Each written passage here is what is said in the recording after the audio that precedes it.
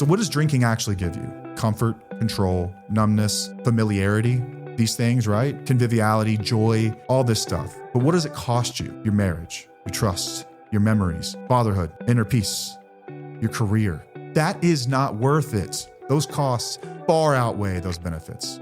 Remember that. And remember that what change actually brings you is peace and purpose and joy that no substance could ever provide you. And it costs you nothing. And there's no amount that you have to mix just right to get that feeling for just a fleeting moment that makes you feel like you're enough. You will just feel like you're enough. How good does that sound?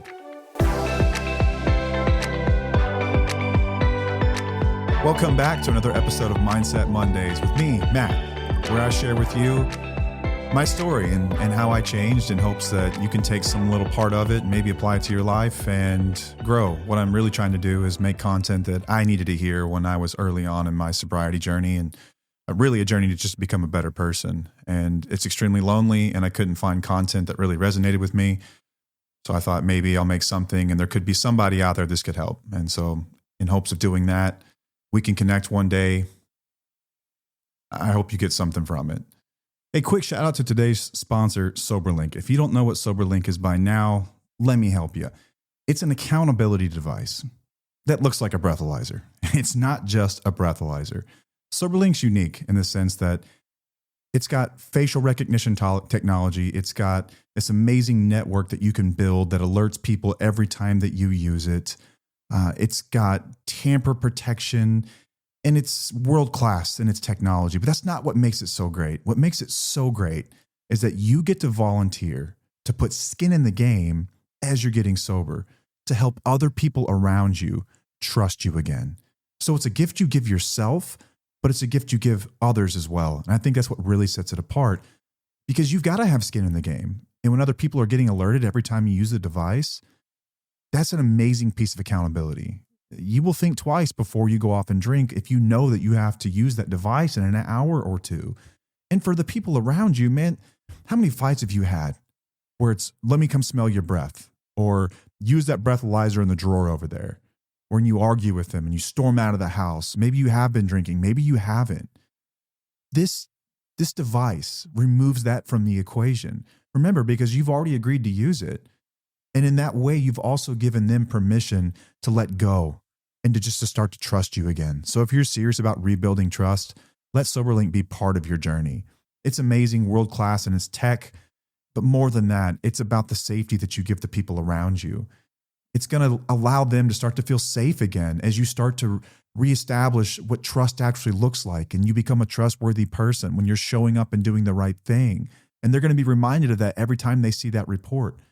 And if you actually do have a problem in the relationship, at least you'll know it's not the alcohol, and you have a starting place, right? And if you listen to our show, we'll teach you how to fix those things. This episode in particular is about the behaviors around the substance. And listen, if you're at the point of no return and you feel like you just need to make sure your kids are going somewhere safe, Soberlink is there for you too. It is court admissible in all 50 states. You can get these things written into your custody agreements, and it is the gold standard in court. It's trusted by over 200,000 people. They've given our listeners a 50% off coupon, almost at 75%. Maybe we'll get there one day, but right now it's 50% off.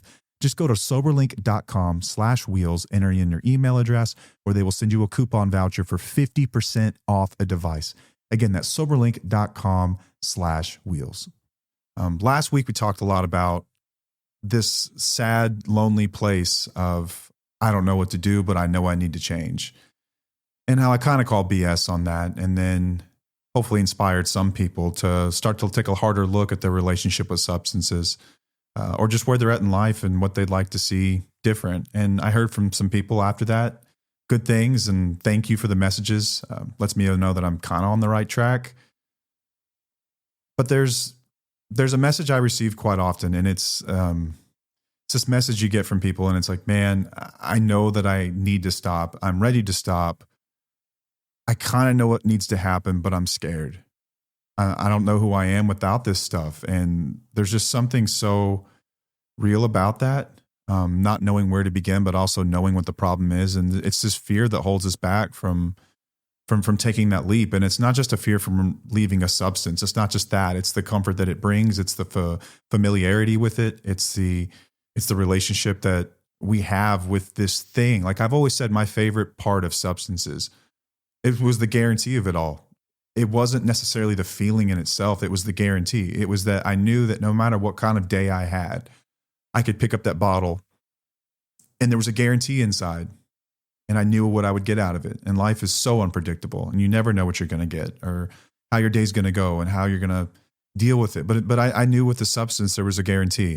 Felt safe. I know that sounds sick, but it is what it is. If you're a substance user like me, and that's probably relatable. And that's kind of the space that this episode lives in. It's that raw place between admitting the truth and then actually doing something about it. And if that's where you're standing, then this one's for you. And so there's some reasons that we stay stuck, even though we know the truth. I think for me, part of it was, I think substances kind of become part of your identity. I know there's a lot of people that take a lot of pride in their ability to drink or use substances in quote unquote function, but I don't believe that there's such thing as a functioning addict or alcoholic. I know people say that, but I think that that's just lowering the bar, really. Are you really functioning? Like, are you really functioning? You show up, you go to work like you're around, but are you really there? Are you really giving it 100%? Are you the best father you can be? Are you the best man you can be? Are you doing the things in your career that you really, really wanted to do at one time in your life before this took hold and you just lowered your standards? My guess is probably not. And I know this because I was in the same boat.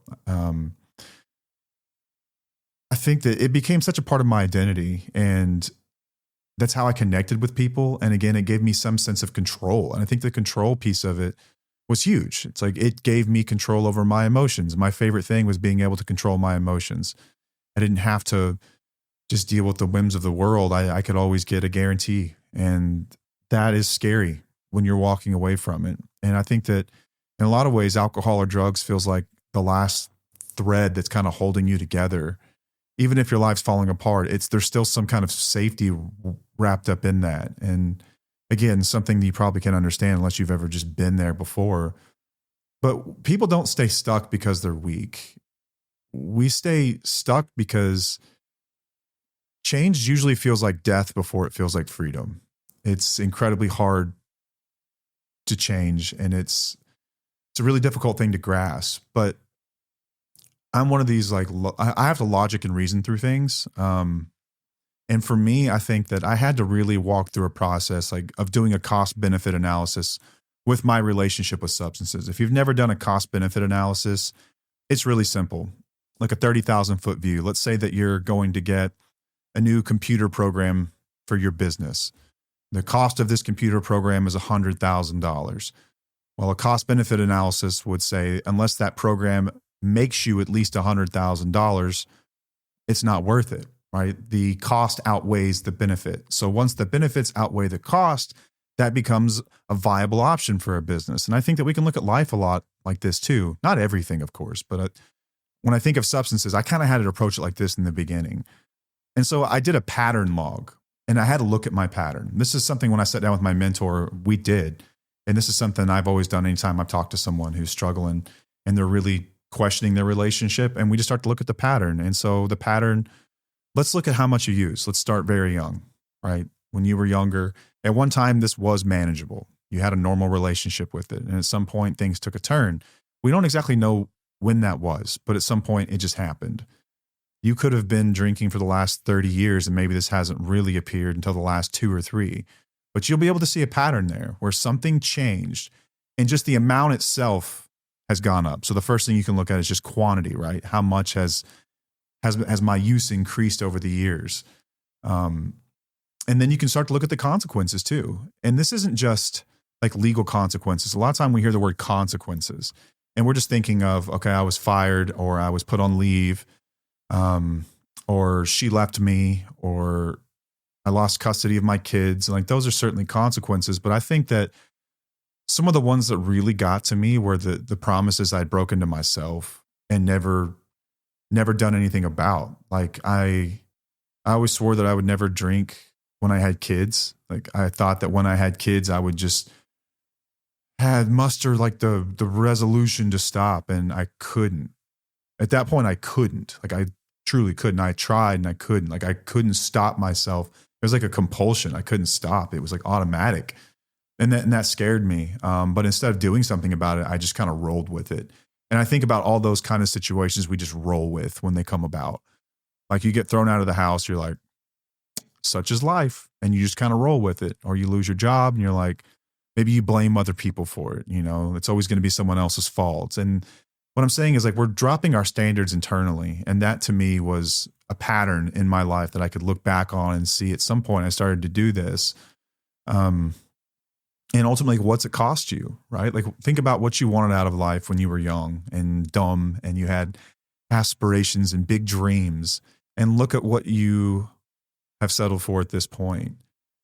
And look at the common denominator there. And it's likely going to be your relationship with a substance. It's going to be your refusal to take accountability. It's going to be your refusal to engage in some kind of growth process, to challenge yourself, to hold yourself accountable, or even to allow other people to hold you accountable. It's like you've got your heels dug in and you're really not even sure why. And if you look over the pattern of your life, you'll see that that exists. It's undeniable. Write it out yourself if you don't believe me. Look at it over the course of time. You can even write it out in 5-year increments or decades or whatever it might be. But what you will see is that things are getting worse. All I need you to accept at this point is that that will continue. That pattern will continue until you arrest it. End of story. It will continue. I always thought that I'd be different and that my special mental makeup was such that I would be one of these stories you hear about people that just put it down and they just go on with their life and they never touch it again. And I guess those guys kept me like hopefully dumb for a long time that it would just happen to me. But I think in order to do that, you've got to have a real dedication to growth. And then you have to be incredibly honest with yourself. And there's maybe some element of willpower there that I just didn't possess, or maybe addiction had just taken such a strong hold in me that there was no turning back for me. But all I need you to know is that at this point in your life, if you see that pattern, it will continue. And so you can do one of two things with that. You can accept that and just keep doing what you're doing and recognize and understand that it will get worse. So don't be shocked when it does. Or we can change. We can stop it right there and we can do something about it. It's kind of our decision at this point. It's a choice. Like choice has returned. Even though using drinking doesn't feel like a choice, feels like you have no choice in the matter. We do have a choice to treat what ails us. We do have a choice to show up and start to behave differently. It doesn't mean it's going to be easy. In fact, it's going to feel impossible. And again, it's going to feel incredibly scary. I was scared to death when I even entertained the idea that I wouldn't drink or use anymore. And I think the first thoughts that flooded my mind were, that sounds like the most boring life in the entire world. Like that sounds awful. I'm going to be one of these squares that looks around and sees other people doing it and having fun. And I will always resent the fact that you can and I can't, and that's not fair. And I will never be happy again. And vacations would suck for the rest of my life. And I would never have a fun night out, and that sex would be boring. And I would just kind of cease to exist in the way that I'd imagined and that I wanted to. I would lose access to what a lot of adults enjoy. And it seems so fun to go out and grab a few drinks. I had to be honest with myself, though. It's just not the way I drank. The idea still sounds cool to me, but it's just not true for me. That's not how I ever really drank. I could hold it together like that for short periods of time. And I really like to romanticize those very short periods of time in my life when I was able to do it like everyone else. But then I had to remember the stark reality of me and the way I acted and the things that I did and the way that I handled substances. You know, I was the guy that would hide his drinking. I kept a bottle underneath the cupboard and I kept one on top of it. And it was there. That was like the bottle for the house. And Paige and I would sip out of it whenever. And I would never hardly ever drink out of that bottle. I would only drink out of that just enough so it looked like she didn't get suspicious. Like, oh, did he stop drinking? I would take like a shot or a drink out of that one. And then I had the bottle that was hidden. And that's where I really drank from. So I could drink how I wanted without the consequences of her asking, did you really drink this much today? Because I was drinking like a bottle a day, maybe a bottle every other day. And I just I knew that if that came out, that would be a problem. Like right there, like look at that relationship. Like I'm hiding it because I know it's a problem, but I still choose to hide it. Even with my pills, like I remember I had I had injuries that led me here. Don't get me wrong, like real pain. I'm going through it right now. I helped a neighbor yesterday replace 2 of his hot water heaters, and I had back surgery in November, and I probably did more than I should have yesterday, and I'm in a lot of pain today, like real actual pain. Like it hurts. I just know what I can and can't use anymore. But anyway, back in the day, I would have these prescriptions that were supposed to last me like 3 months. I was prescribed a ton of pain medicine, strong stuff. And I would have Paige distribute it because I knew I had admitted to her at some point earlier in our relationship, like this is something I always abuse it. And I was trying to like performatively take accountability for my problem by telling her, listen, I have a problem with these things and I can't use them. So if you could just distribute them to me, then I can handle it responsibly, knowing damn well that I was going to find out where she was hiding these things. And I did. I would have her bring them to me in the bedroom, and then she would leave the bedroom, close the door. And then as soon as she left the bedroom, I would literally run over to the door, get on my hands and knees, and I would look under the door and I would see where her feet went into the house. And so it would narrow down like an area in the house that these pills were in. And then as soon as I got to be alone in that house, I would go scouring the home and I would find the hiding spot. I would figure out what kind of pills they were off the bat. And I would start to reach out to my network of dealers to find those exact same pills. Like they may have had some, but they were the wrong milligram or the wrong color or the wrong manufacturer. And I knew I couldn't take those from the dealer. I mean, I still might have bought them to take on my own, but I was really looking for the kind that I could replace in the bottle because I was going to take some out of my bottle and I didn't want her to find out. So I would replace them. What I'm describing to you is addict thinking. Only people with the problem think this way. This is the way that I use. This is the reality of me. And if I know anything, is that it's unlikely to change because the pattern said that it was getting worse and worse over time. I didn't start this way. It progressed this way. Oftentimes you will hear addiction discussed as a disease, and they say it is a progressive disease, meaning that it gets worse over time, not better. It gets worse over time. And that means with use, with consequences, with the lies that we tell others. And more importantly for me, I think the lies that I told myself. There is no deceit as dangerous as self-deceit. When you've lost the ability to be honest with yourself, we're in trouble. And yet it's still hard to decide to put the substance away. And I get that. I completely understand that. Your wife may not get it. Your kids may not get it, but I get it. I do get it. So if you see the pattern, and the answer is always going to be yes, I see a pattern. If you're being honest, listen, if you're not done yet, that's fine. And I mean that wholeheartedly. Like I will love you forever until you can love yourself. And I will continue loving you and supporting you and just know that I'm there for you, even if you're not done. But at some point you've got to be done. That's an unspoken element here where you've got to be tired. And I hope that you're tired. I hope you're sick of it. I hope you're sick of your own shit. I hope you're sick of the rigmarole and the promises that I'm going to get better and you show up better for a week or two and your wife gets optimistic and hopeful and maybe you do too. And then you let your guard down and then everyone's mad at you and you're horrible and then you spiral with the shame and then you drink further and then it takes 3 months for you to find that hope again and then she gets hopeful and then you just rinse and repeat that shit over and over and over and over. That's the pattern. All I need you to accept and understand is that if you do choose to keep going, just know that that will continue forever. And so now you kind of do have a choice, right? Short-lived pain as we work through this, or this long, prolonged pain. So maybe you've got a higher pain tolerance than me. That's possible. I consider myself a low pain tolerance guy.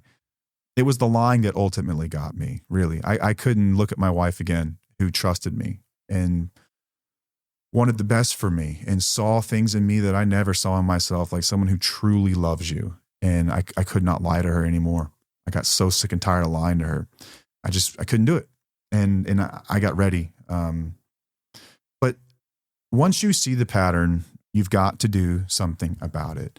I went to a treatment facility, rehab, like 30-day inpatient facility. I had to get away from my environment, I think, because I was so addicted to opioids. I had to withdraw in a place that was like, I had to have medical supervision to do it. So I used Subutex to help land the plane softly, as they put it, instead of just being full blown withdrawal. And it was still painful for like 2 weeks until I kind of started to come around. So the first 2 weeks were kind of a blur as you're dealing with this kind of malaise. It's like you're there, but you're not really there, and your memory's shot and you're not sleeping. Shit, I didn't sleep right for probably 9 months, honestly, but like really, really short periods of sleep in the early days. And I had to get away from my environment. I had to get into a treatment center, and I learned a lot in there. I learned a ton. I actually had some of the first sober laughter that I'd had in my adult life in that place with people that were doing the same thing I was. And then I started to hear from people and see people that would come in to the facility and talk to us that were actually happy, like genuinely happy and sober. And that became really, really attractive to me. And if you're at a place that's, so they're kind of split, right? They have some places that are like faith-based. They have some that are like 12-step based. They have some that are like more progressive in the sense they offer like brain treatment, and they have cognitive-based therapy. And listen, just find one that you think will work for you, or something that you're willing to stick with, whatever it might be, and do that. Just know that you've got options. I love this. Ted Lasso is like one of my favorite shows of all time. I love the characters in that show. It's greatness. If you haven't checked it out, please check it out.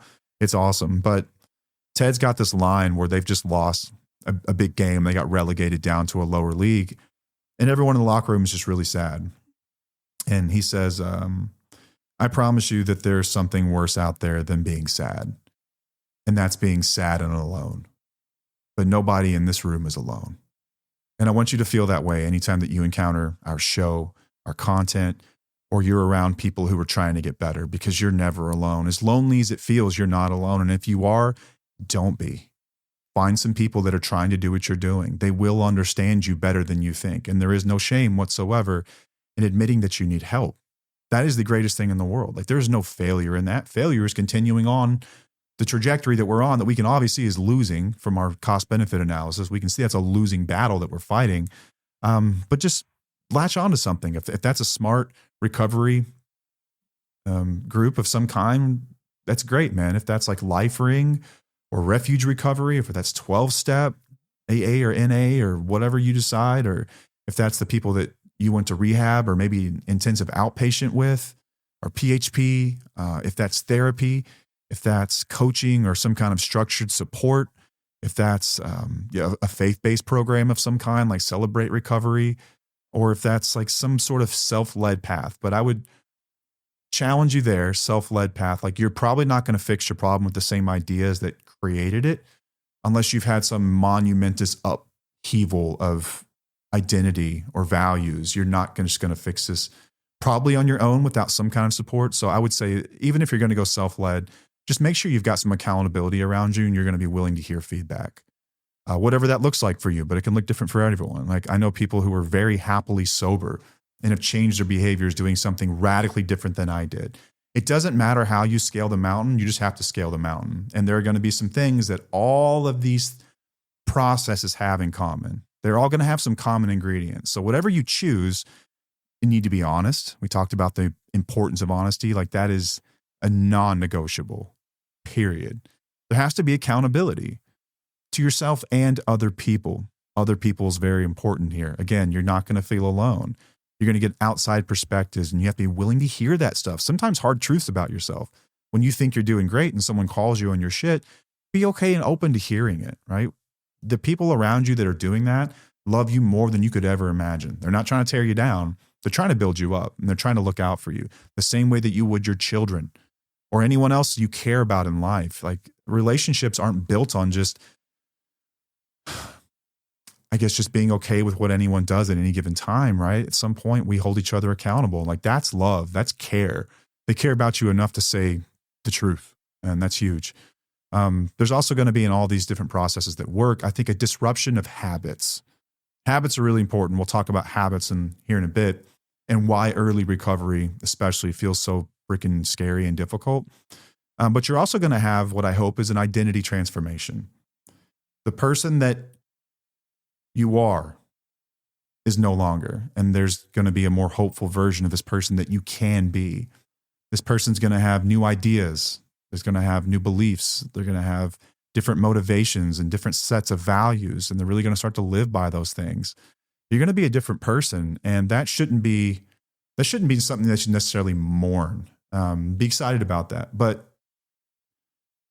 on the flip side of that, two things can be true at once. You will also mourn, I think, the life that you had in some ways, because there is a freedom with being an adult and just knowing that you can go to a bar and order a drink, or that you can smoke a joint around a campfire with some friends, or those moments that we like to think of as like romanticizing. As bad as it wasn't always bad. And I think spouses go through this too, where they lose that part of their relationship with us too, where like you guys don't go to get margaritas after work anymore. And there were probably many moments where you had a great time doing that.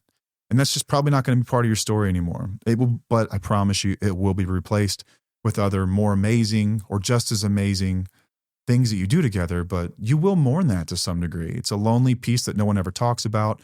I know some people almost discourage you from talking about it. I say, what's the point? Like you're only as sick as our secrets, right? Like if that's real, let it out. It was real for me. I know it was. Like it wasn't always bad, but you will have an identity transformation through this process. And I think that consistent action is also another important one. Like no person you've ever talked to in recovery is going to say, I did something 20 years ago and never changed again. Or I mean, I did something 20 years ago and I didn't have to change anything else about myself and I'm happy and I'm healthy. Like no one that's actually changed their behaviors and they're a different person. They've had like this monumental upheaval that I kind of referred to. It takes consistent action over time. I always go back to weight loss just because I've been there before, or like building muscle or anything. There's no such thing as a shortcut. Even if you're taking the new amazing drugs that are out now, like Ozempic or the GLP-1 drugs, it's still going to take time. Weight loss takes time. Building muscle takes even longer. And you will see people who are jacked and you're like, wow, they must just have good genes or something like that. No, like it takes a lot of effort. It takes a lot of effort over a long period of time. It is early mornings and late nights and working out when you didn't feel like it. And it's these tiny little microscopic tears in muscle over time that builds a physique that's like, wow, that dude and that woman, she really cares. And like, they're really jacked and I would love to look like that. Like it's consistent action. Sobriety is just like that too. And I think that as just, people always talk about addiction is a progressive disease. And I hate hearing that, but it is a progressive ailment, disorder, if you will. But what's also progressive is recovery. I think that recovery, once you really start to cement it as part of your life, it just gets better and better too. It's not like it's just great in the beginning and it sucks for the rest of your time. It gets better too. But it's going to take consistent action. Like I had to understand that I could not outthink addiction. As smart as I thought I was, I could not outthink it. You have to outact it. That's the way. And the worst plan is no plan. Like have a plan, have something in place and something that you're going to stick to, something that you can actually do. But here's why, so when you first get sober, they say that you're going to feel better. I think everyone around you encourages you, you're going to feel so much better. What they don't tell you is that you feel better in a lot of ways. You feel anger better. You feel sadness better. You feel depression better. You feel loneliness better. You feel isolation better. You feel everything for the first time in probably a very long time. And it's overwhelming and it's a lot and it's scary because I didn't have any kind of tools to deal with any of this shit. I did not expect this to happen. I thought that when I stopped, I would become like this idea that I had in my head of this man that I wanted to be.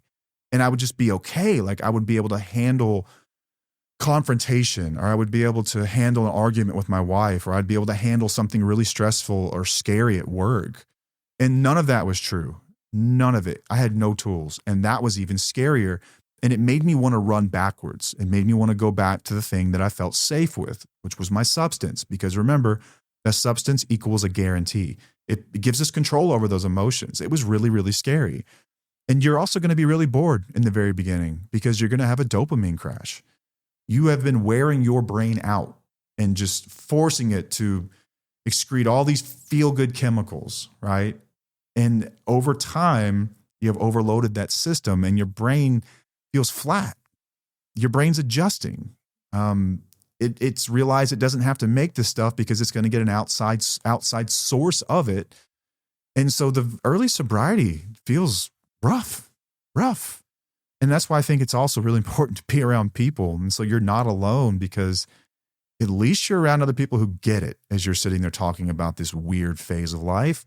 And you're going to know that it's going to be okay, that this isn't the end, that it does get better. And sometimes it's easy to like spiral, and we lose sight of that it will feel better at some point, but it's a matter of being consistent and sticking with it. But triggers are also going to be everywhere. Like your brain has associated drinking with stress relief, fun, connection, and everything can feel like a reminder. I just want to remind you that you're not weak. You're just rewiring in this phase.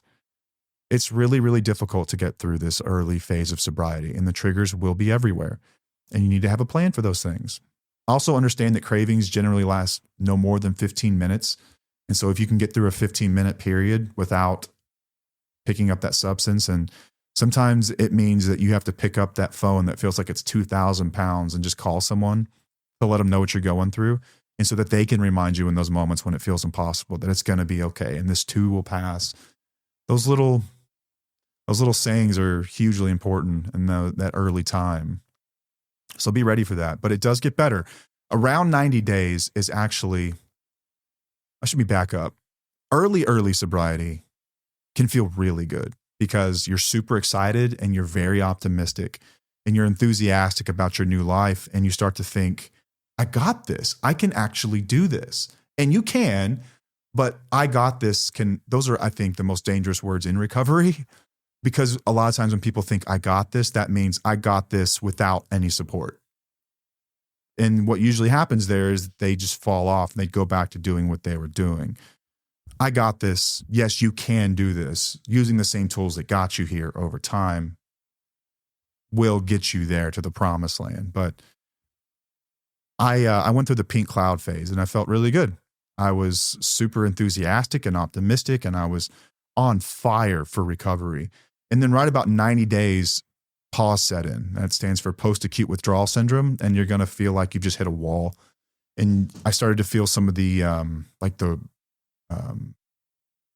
withdrawal symptoms. It was intense too. Like I started to feel hopeless. I started to get the old cold chills and the body aches, and it was weird. And it's this period of time while your brain is healing and all of your systems are trying to establish some sort of new normal, that people go through this, and it's scary, man. And some people, it lasts for a day or two, which was, I think mine was a couple of days, maybe 3. Some people go through this for weeks, and some people go through an extended period of time where it's really, really tough. But about 90 days is when your dopamine starts to normalize, and you will start to feel normal again, or however you remember normal. Maybe you've been this way for 30 years and you forgot what normal feels like, in which case you're going to be kind of let down, like, oh shit, this is normal. It will get better, okay? Because around 3 to 6 months, I would say 90 to 120 days is when joy starts to really return to life, when your sleep starts to improve, which is a huge part of it too. Being not rested and going through this is really, really difficult. But your self-respect also starts to rebuild, and you stop craving chaos that you used to stir for no reason at all. So don't mistake the quietness for emptiness. And it's tough to do, but don't mistake quietness for emptiness. That's just what peace feels like. Whenever you've been running in survival mode for so long, and your spouses will go through the very same thing, boredom and peace feel really weird. I remember, I got sober in the spring. That fall, like when football season started, was interesting because I hadn't watched a football game sober since I stopped drinking. And like, that was a big thing for me, was like sporting events. Like, how am I ever going to go to a baseball game and sit through 9 innings again? Well, I'll tell you, I watched the entire game, and I'm the biggest baseball fan in the world now because I actually pay attention to the game. And I'll just sit there and drink a Dr. Pepper, eat some popcorn. It's great. It's my favorite thing ever. Football, like, I was scared. Like, how am I going to get through football season? I remember Paige had left to go do something. I was at home. I don't remember if the kids were with me or not, but I sitting there watching the game, and I started to feel weird, like almost like a panic feeling. Like, it was quiet and I was alone, but I didn't feel like using, and I didn't know what to do with myself. And I picked up the phone and I called my mentor, he was like, this is called boredom, dude, and it's okay. And it never really hit. I never learned how to be bored. I never really, as soon as I was bored, I knew how to make that go away. I would just take something, man. I would get effed up and think deeply about something and write and watch some random movie or play PlayStation or something like that. But I'd never done it sober, really. And it was weird to me. It was really new. So be ready for that too. You will feel weird. But that's called serenity, man. And it's amazing. You can do anything you want with that time. You can go for a walk. You can write. You can watch TV and actually pay attention. Or if you find that to be unfulfilling, you can do something else with your time. But you've got options. You don't have to get drunk. You don't have to use drugs. But boredom was a huge trigger for me. That was a big one. I think I've talked to people over the years who had some, just you name it, anything can be a trigger, right? Arguments with the spouse in the early days.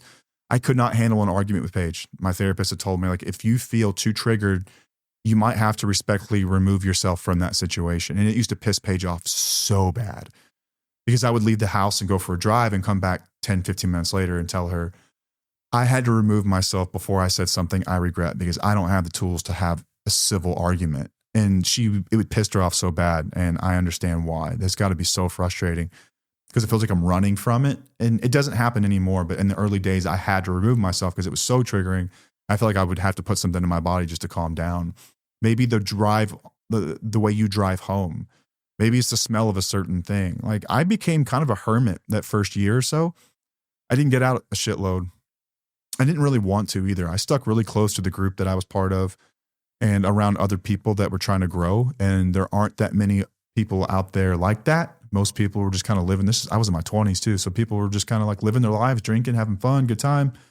And there weren't a lot of people that were trying to do what I was doing. And so it was really lonely. And so I just hung around the other people that were trying to do what I was doing. And I felt at home with them. And I felt like I was on the right path with them because doing the right thing was cool in that group. Like, getting through triggers was cool. You were like people would clap for you. Like, you were rewarded. Like, it was this great feedback loop, this positive reinforcement.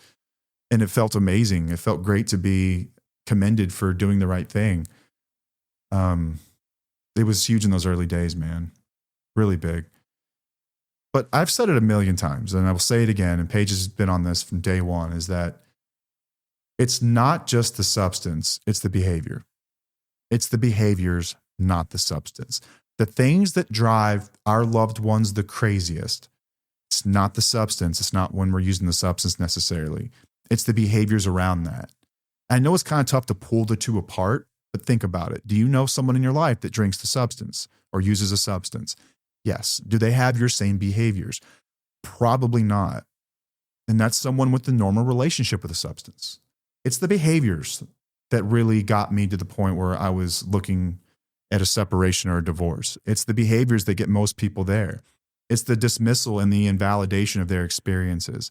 It's the rude and disrespectful comebacks. It's the lack of respect for time. It's the lack of an equal partnership in the home. It's the abandonment of domestic duties, the abandonment of parental duties. It's the abandonment of being a friend to the person that's supposed to be your best friend. It's that shit that hurts people the most. The substance exacerbates these issues, but even without it, those things are still present, which is why if you think that sobriety is just going to be enough, it's likely not to be the case. If you're anything like me, you're going to have to change your behaviors too. You're just going to have to. And this is where I think most people go haywire. And I think the reason is because most people are going to hear this message and they're going to hear all that stuff I said about all these wonderful groups of men that are out there trying to do this. And they're going to think, okay, that's cool. That works for you, but I'm different. I'm unique. No, you're not. You're not. We, as unique as we think we are not that unique when it comes to this problem. It is a shared issue with a bunch of people. And believe it or not, it's a hell of a lot easier to have help along the way than it is to try to navigate the space yourself, especially when it comes to your behaviors. Because the only person that's going to call you out on your behaviors is going to be your spouse. And I know what you're going to say to them. You're going to invalidate them. You're going to argue with them. You're going to gaslight them. You're going to tell them all sorts of nasty things. You're going to play the whataboutism game. And what about when you do this and you do that and you're so perfect? Why are we always talking about? I've heard this shit a million times, guys. The reason that you're getting this pushback is because you don't have healthy people around you that are checking you on this stuff. She can see it and she ain't wrong. And she's seeing it and she's letting you know when you don't like it. It's the behaviors. That's the biggest part of recovery. Listen, if you learned to change your behaviors and at some point you could decide to go back to a normal relationship with substance, I wouldn't recommend trying this because I've seen many people fail. I've yet to see someone succeed. If you did, good job, man. I'm jealous. But there's not going to be any complaints if you've changed your behaviors and you have a normal relationship with substances. It's the behaviors that get people, okay? So just because you quit drinking, I mean, it is something, but it's not everything. In fact, it's just the smallest part. It's like 5% of the problem. 95% of this stuff lives in your mind and in your behaviors and in your actions and your responses and the way that you were raised to see the world and respond to the world. That's the shit we have to rewire. And that's why real recovery is so difficult, because you have to change everything about yourself. And I mean everything. And you have to be open to hearing that kind of critique. You have to be open with calling yourself on that shit too. You've got to be incredibly honest. So if you're still avoiding the truth or blaming your partner or withdrawing from the world when things get tough or expecting praise just for doing the bare minimum, you haven't really changed much. And I don't want anyone to think that this change occurs in 60 days. It doesn't work that way. So if you're a spouse and you wanted to hear this episode too, I need you to know that too. This is a period of growth over time. I've always said that there's an X factor when it comes to rebuilding a relationship after addiction. And there is this X factor of how much patience is left in this tank with no gauge. Like we all have this gauge or this tank, like a fuel tank with patience in it, and pretend that the gas gauge that measures that tank doesn't work. Neither of you know what it actually looks like, how much patience. You might say you have patience, but maybe you actually don't. Or maybe you don't and you actually find that you do. There's always this X factor of how much patience you have with each other. I got lucky and she had just enough to see it through. But I think I also gave her reasons to get optimistic because I changed some things rather quickly. Lying, for instance. I have not told a lie since April 11th, 2013. April 11th, 2013 was the last time I told a lie. And I mean that wholeheartedly. Not even a white lie, even dumb shit, even stuff I knew would get me grilled and we were going to fight about. I can't do it anymore. It makes me cringe. I cannot do it. I cannot do it. I made an oath and a vow to myself and the people around me that I would no longer lie about things. That changed right away. And people know when they're being sold. They know when they're being lied to. They're right to be suspicious because we've done it forever and they know the difference. They know us better than we think. Our little facial expressions, we think we're so slick and we're getting away with. They know, man. They know. So the lying stuff changed right away. I stopped lying, and that was a big one that gave her some hope. And then I changed my behaviors. Like I was really associating with other people who were trying to get better in life and recovery. Like my world was recovery. That's all I did. I mean, I lived, breathed it, slept, ate, everything was recovery in those early days. And for me, I think it had to be. I had to go just as hard in on recovery as I did anything. I was attending 12-step. And so when I would get home, I would tell my wife, like, what I had kind of put together in my head, like this epiphany that I had and like the things that I had learned about myself that day. Obviously not talking about other people, but it was really about how I was learning to be different in the world. And man, that was huge. Like in those early days, I think it let her know that I was serious about it without me really trying to be performative about it. I was just that interested in it because I really wanted to do this thing. Like I had seen other people do it. And I had that magical thought, why not me? If they figured it out, what's so rancid and rotten about me that I couldn't? What if I could get the same thing that they got? What if I could even get better than they got? And I am forever going to be an optimist. I am forever hopeful. I believe in the human capacity and the ability to change. I believe in you. I really do. But you got to back it up.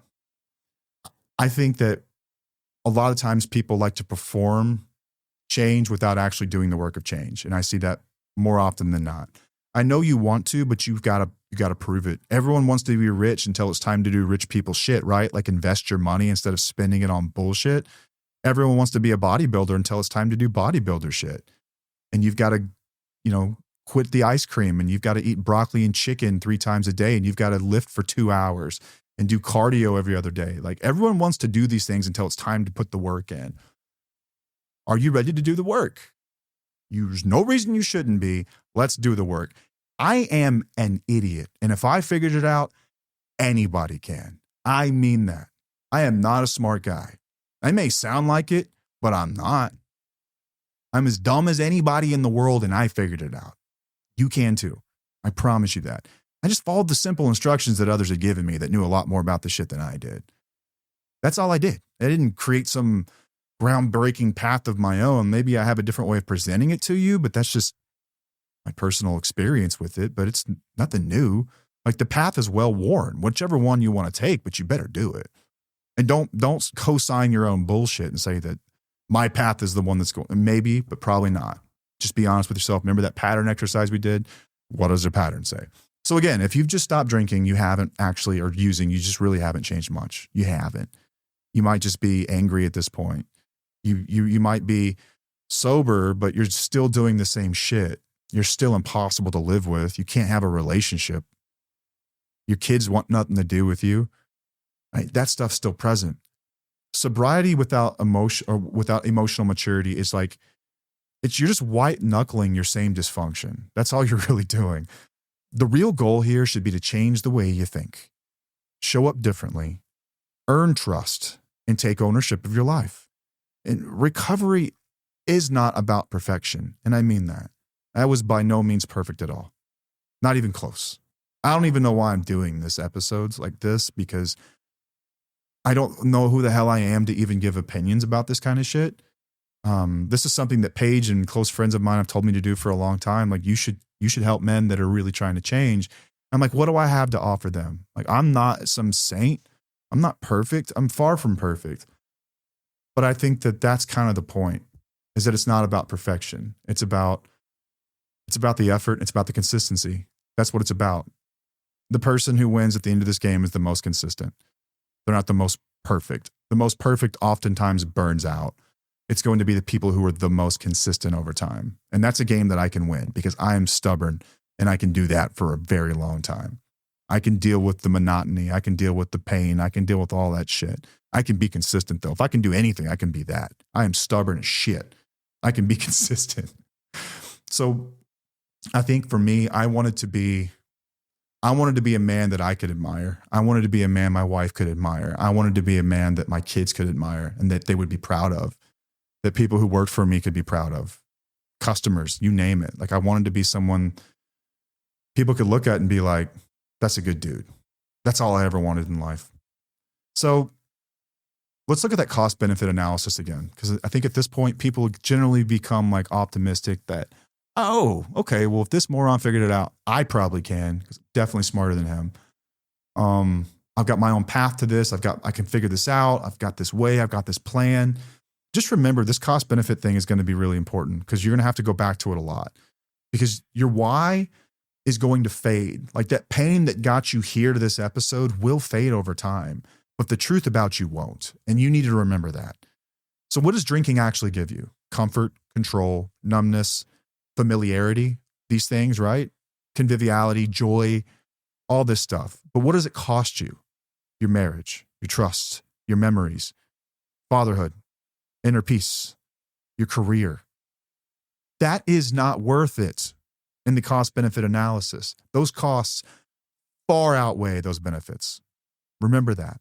And remember that what change actually brings you is peace and purpose and joy that no substance could ever provide you. And it costs you nothing.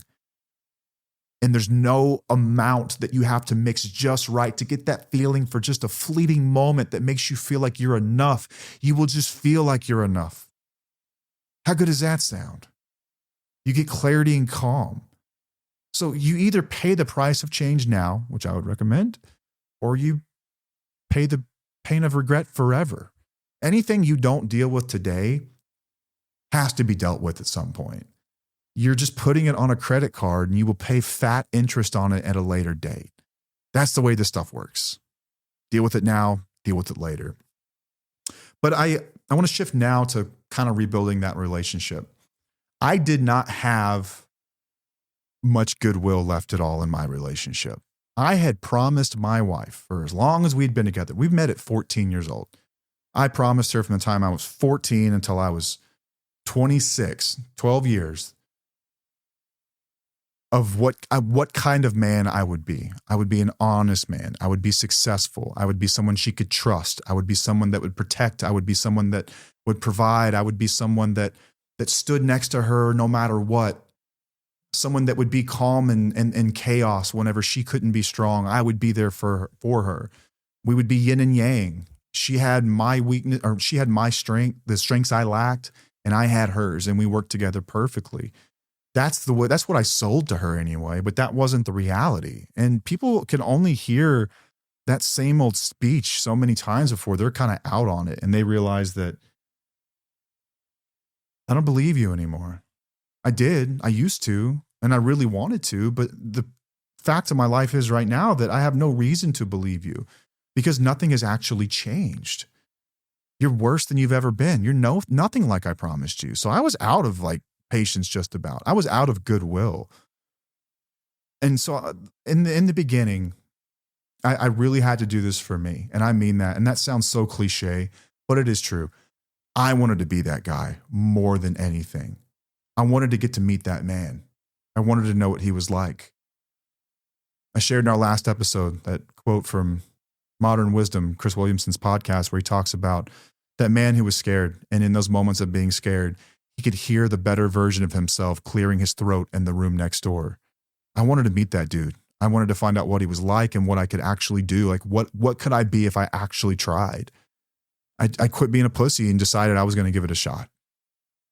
And I wanted it more than anything. More than anything. I started to put forth the effort, little by slow. Just first, I had to stop the substance, and then I needed to know how to get honest and to be transparent and to let people know what was going on between my ears and stop pretending like I had everything under control when I actually didn't. And I thought that meant my wife wouldn't stop being attracted to me, because I think as a guy, I was kind of under the belief that women were attracted to stoicism, like just not being phased, when in fact that's not true. They're attracted to emotional intelligence, believe it or not, and people who can express how they're feeling, and even when they're feeling a certain way, persevere and do the opposite, the right thing. I think that's attractive to everyone, right? Every character arc ever has been built off of that pretty simple premise. This character has a dilemma, they do something difficult anyway, and then they win at the end. And that's attractive. That's the same reasons I fell in love with her. It wasn't because she needed my help and she was a weak human. That's not us. We wanted to be there for each other and stand up. And I wanted to be like this version of this guy. And man, I didn't change to make her happy. I changed because I wanted to be the man that I promised to be. And I started to shift little by slow, work in my program, work whatever one you decide. And I didn't get instant forgiveness. She didn't want to sleep with me immediately. Y'all need to stop that shit. I see that all the time. I hear from your wives, dude. They hit me up, not me personally, but they drop emails, anonymous, I should say. But a lot of times I get the same types of emails, and he's been sober for a week and I still don't feel safe with him because of the time that he completely trashed our house, or we're completely broke because he spent all of our money. And now he wants me to blow him 3 times a day. And now he's mad at me and says that I'm withholding intimacy, and he's going to go get it somewhere else. The fuck is wrong with you, man? Don't act. That's not how we act. What is that? That's conditional recovery. We're doing this for you. I know that you want physical intimacy as part of your relationship, but you gotta, man, that's earned through safety, not through a couple of days of sobriety or a couple of right actions. You're repairing here, okay? It takes time. Stop that. If you're one of those dudes, I'll squirt you in the face with a water bottle, man, like a little dog just pissed on the floor. What are we doing here? You can't do that stuff. Can't, man. Come on. It's about so much more than that. It's so much more than that. Don't you want, I hear this all the time from men. A lot of men on the backside of a divorce will sort of give the same reasons as to why they left the relationship. And it's, I didn't feel appreciated. I didn't feel loved. I didn't feel admired. I didn't feel desired. Who doesn't want to feel appreciated, desired, admired, respected? That is normal for every human in the entire world. But I don't know why we think that those things are givens and that you don't have to show up and earn that. Because you do. You absolutely do. If you want to be admired, do admirable things. If you want to be respected, be respectable. Be respectful to other people. If you want to be desired, do things that would lead one to be desired. Standing up in the face of fear and doing something even when you're scared, for instance. Doing something selfless for once, not selfish. These are things that are attractive to all people, dude. I watch Superman and I'm like, I want to be like that guy. Right? Because he's respectable. He's admirable. He's honest. These are qualities that would elicit the kind of responses that would get someone that would want to be with you anyway. It's not a given. Like, you got to earn it. And at some point, I feel like as a whole, a lot of guys stopped trying to earn this kind of stuff. And they felt like they were just, it was owed. Like, that's part of the deal when you get married or something. I don't know, man. And maybe my problem, I don't know. I'm always so shocked when I hear some stories. I'm always so shocked. Guys that are running around sleeping with people and having, these affairs and the porn, all that stuff, man. Like, I guess I expect me out of people, and I feel like we're not too different, but sometimes I'm just shocked to hear that, wow, there are some monsters out there. And maybe you are, I don't know, but still, I still think that there's something good out for you anyway, as long as you're willing to work for it. But I think that a lot of guys want to have all this, like, this admiration, this respect, and like this patience and all this stuff come back all at once. And I think that you get that by living in a way that commands it, if that makes sense at all. Like, what women actually find attractive is not what you think. Funny story about that. I had always wanted to get like really shredded. I mentioned this is the second time I've mentioned this. This is weird. I'm not one of those weird like workout bros, I promise you.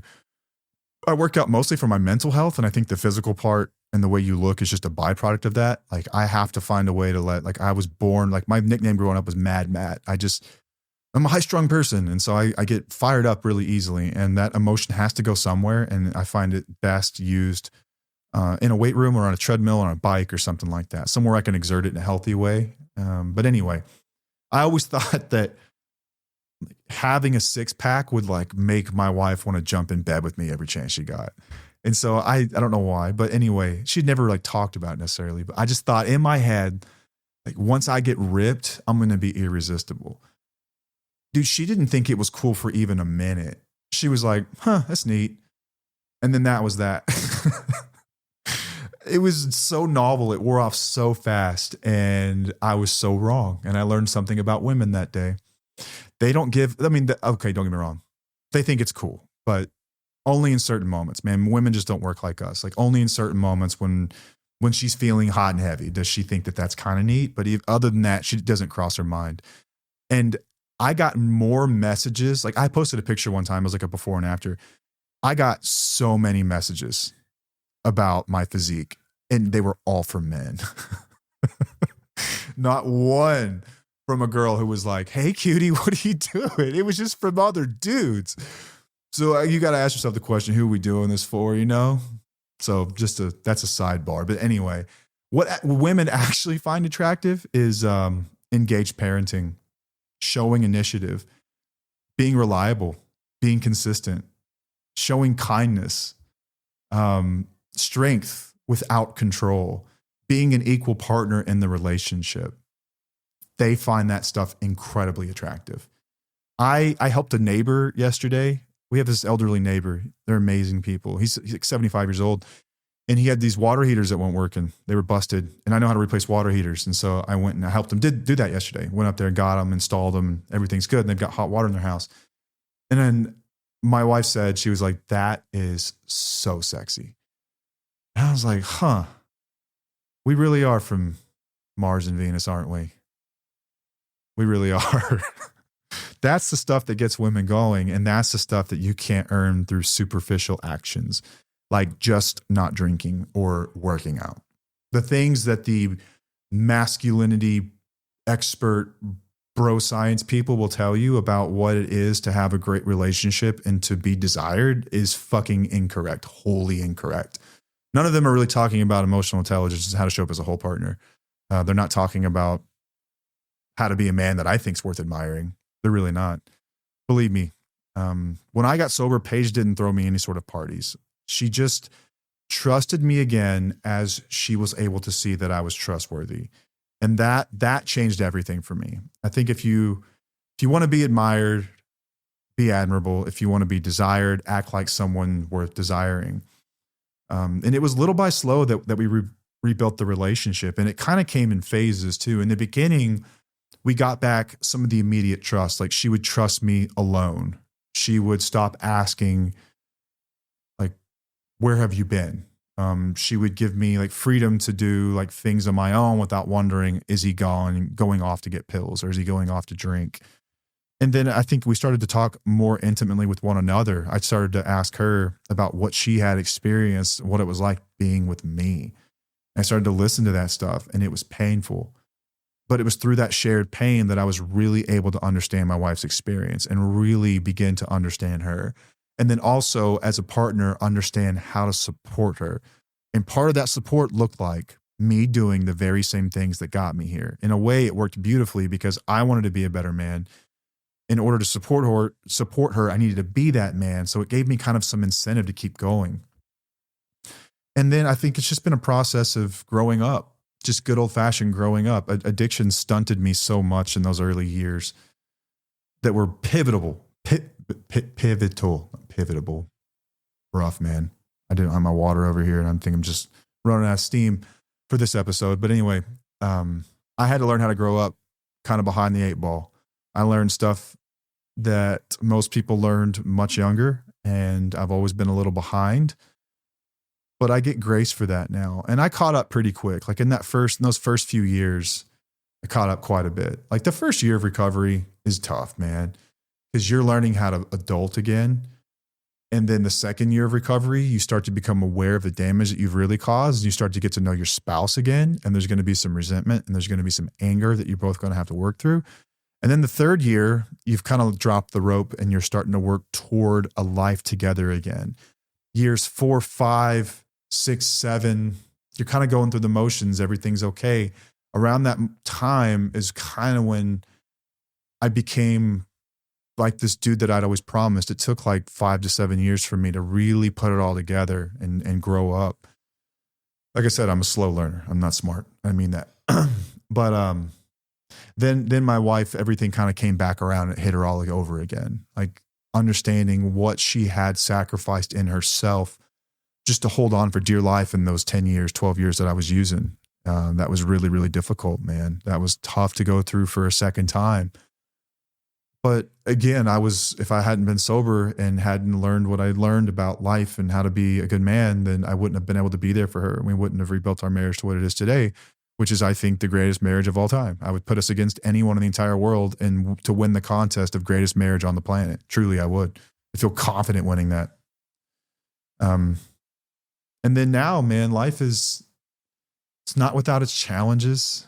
We just have normal problems now. And shit, there was a time in my life where I prayed to have normal problems.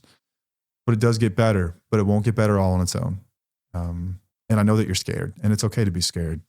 I think that's probably an honest thing. Just like I don't know is, I'm scared. That's honest too. You can do it. I know that you can. But you're going to have to put one foot in front of the other and take action. This will not happen by accident. This will not happen all on its own. And if it does, just removing this substance, in my book, is very little. Being a better man is a journey of challenging yourself. It's about holding yourself accountable, allowing others to hold you accountable, having humility, and strength in the face of fear to do hard shit even when you don't want to. And it is worth it. It's worth it for you. It'll be worth it for your children. It'll be worth it for your wife or partner or whoever. I just want to let you know that you can do it. There's no rule book that says that you cannot do this, that this life was not meant for you. There is a path out there that exists. I just want you to find it and run toward it and work it as hard as you can. And I will be there every step of the way. You can shoot me an email anytime if it helps just to get your thoughts out. I won't share them with anybody unless you ask me to. You can email me at Matt, M-A-T-T, at twfocouple.com. And I would love to hear about your journey. I might reply, might not, just depends. But at the very least, you know that there's someone, I will read it. I promise you, I will read it. There is someone else who will be hearing about your journey, who will know what you're going through, and you will not be alone. I will be right there every step of the way with you. And I hope you've got a great week ahead of you. I hope that you take some of this, process it, and you do something with it. I hope if you're a spouse and you've heard this, then you've got someone with you doing this work. It gives you something to look forward to. And I hope that if you've got someone who's not doing this work that's telling you they are and you're not seeing changes, that you will also know what your path forward looks like. Because at some point you do have to protect yourself and your children from someone that refuses to treat what ails them. That's just the cold, hard reality of this deal. And we are honest about that and always will be. We'll not stop that. We are here for everyone involved, but I will never let people sit there and get bullied by someone who's not willing to put forth the effort that I put forth, because I don't think it's that hard. I really don't. And I'm going to tell them that till the end of time. And that's all I've got for this week. Till next time, I'm Matt.